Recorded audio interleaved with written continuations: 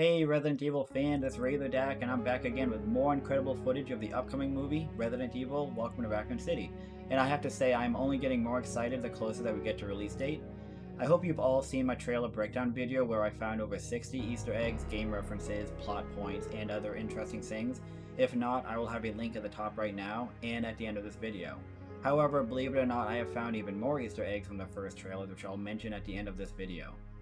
Recently, Director Johannes Roberts did an interview with fandom.com, which is where I got this footage from. I will have the link to the article and video in the description below this video, and he provided some great insight into his thought process for the movie. Again, I went frame by frame searching for any possible Easter egg or insight into the movie, which I will go over in a moment.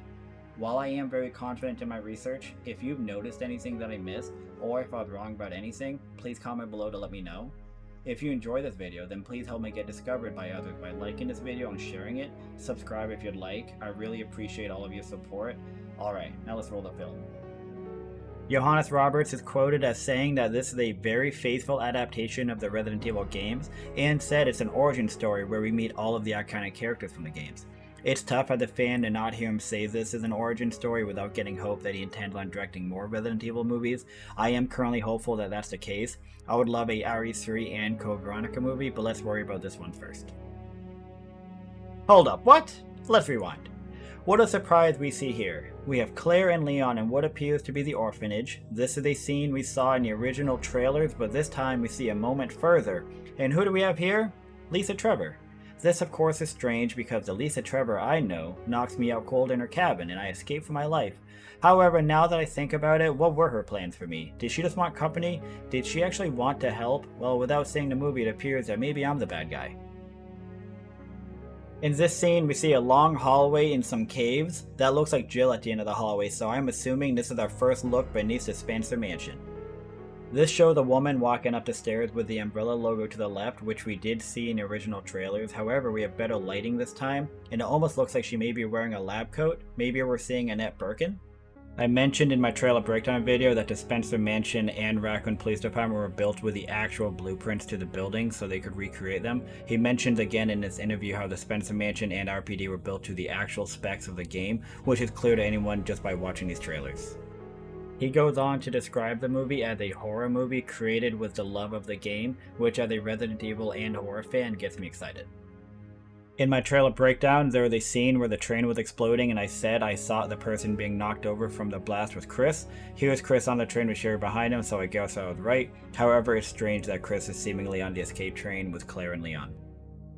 Here's William Birkin with a woman in the background who I assume must be Annette or a babysitter. Does that look like a little boy, or is it just a poor angle of Sherry? I'm not sure, but I found it interesting. Here's a scene comparing the truck driver from the RE2 remake to the truck driver in the movie eating a greasy burger.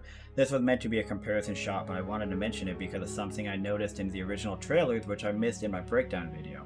If you take a close look at his shirt, it probably feels a little familiar. After all, it is a unique color, but where did I see it? Oh no! I said, don't move. Robert Kendo from Kendo Gun Shop is seen wearing the identical shirt in the RE2 remake. Is this just meant to be a nod to Kendo in a movie, or is this actually meant to be Robert Kendo? If so, then why is he driving the truck? Just seems to be a strange change for the gun shop owner who, while he does have a small role in the game, it always seemed to stick out to me. Especially in the remake where there's a really emotional scene showing that while we're running around gunning down zombies, normal people are losing their family and it's just heartbreaking. You're safe.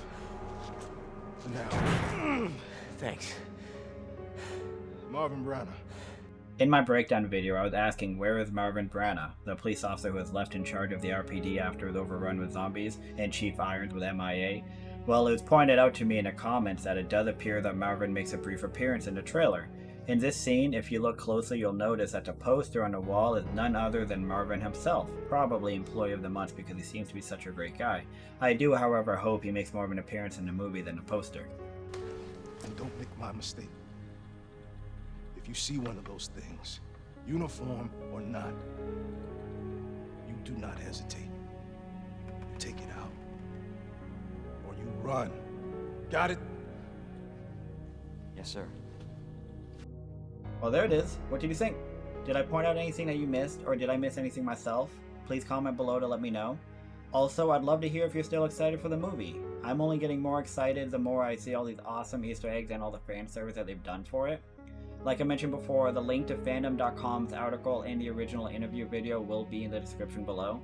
If you enjoyed the video, then please help me get discovered by liking and sharing this video. If you'd like more content, please consider subscribing. Thank you for watching.